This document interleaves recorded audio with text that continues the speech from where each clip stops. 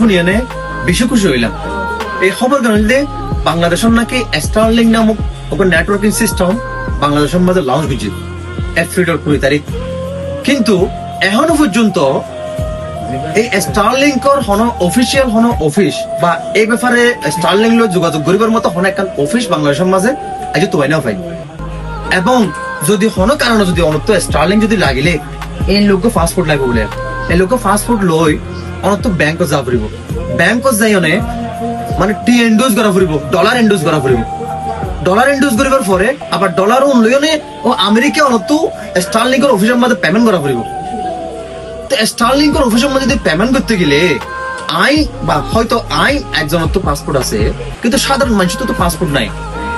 সাধারণ মানুষের নাগালের মাঝে যদি স্টারলিং লইবার মতো যদি সুযোগ সুবিধা না থাকিলে ইবা স্টারলিং আনিবার দরকার কি আছে? বা এখনো পর্যন্ত খিয়াল্লাই হন একটা অফিস গড়ে নেওয়া পারে। খুব দুঃখের বিষয়। আই শুধুমাত্র যারা স্টারলিং যারা স্টারলিং যারা কর্মরত অফিসার আছেন বা যারা স্টারলিং এর খাস ঘরে দিলে মানুষ আছেন ইতারা হইতেছে কেমন শুধু ওনারা অবশ্যই সাধারণ মানুষের নাগালের ভিতরে আনো।